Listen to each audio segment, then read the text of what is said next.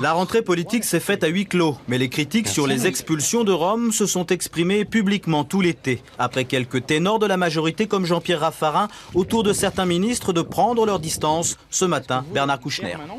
Il y a une vraie, comment dirais-je, une oppression et même une esclavagisation de ces populations. Ça m'amuse pas du tout. Comment faire pour y remédier? En démissionnant, j'y ai pensé. Nous ne sommes pas là pour cultiver la peur. Nous ne sommes pas là pour attiser les haines. Nous ne sommes pas là pour rechercher des boucs émissaires.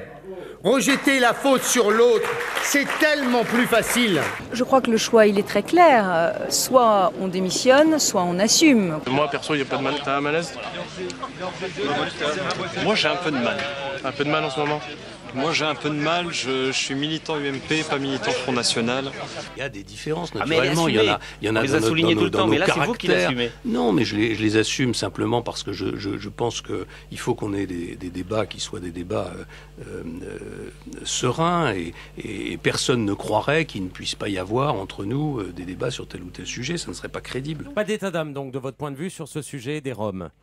Non, je pense qu'il faut être très clair dans ce domaine et je trouve que ça a été un concours d'hypocrisie du point de vue politique que certains responsables, et notamment à gauche, mais pas seulement, il faut bien le dire, ont critiqué la démarche, qui est une démarche d'ailleurs que l'on engage depuis de nombreuses années par rapport aux Roms. Il est dommage qu'on n'ait pas eu 3 jours de réunion pour mobiliser nos équipes et puis surtout pour organiser la réplique à un PS qui nous a insultés pendant 3 jours à La Rochelle. Et je crois que dans la vie, il ne faut pas se laisser insulter, il faut répondre.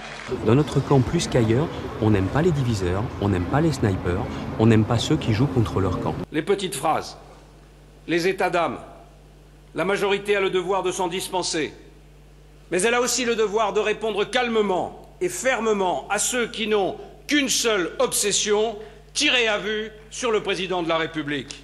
Et puis un mot de l'affaire Woerth-Bettencourt avec cette révélation du magazine L'Express. Éric Woerth serait intervenu en 2007 auprès de Nicolas Sarkozy pour que Patrice Demestre, le gestionnaire de la fortune de Liliane Bettencourt, obtienne la Légion d'honneur.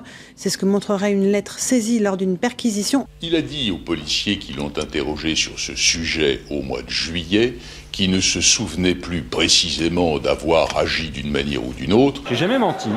Je ne mens à personne, je ne mens pas à la justice, je ne mens pas aux Français. J'ai jamais dit qu'elle n'avait pas existé. Personne ne dit qu'elle n'a pas existé. Enfin, qu'est-ce que c'est que cette histoire? Et quelle conclusion vous en tirez d'ailleurs? Quelle conclusion? C'est un ministre qui a menti. C'est un ministre qui a menti à un moment où il y a une affaire vraiment qui est déjà très compliquée. Et je pense que là, ça le disqualifie, ne serait-ce que pour tenir un discours de vérité aux Français sur la question des retraites. Donc démission. Bien sûr.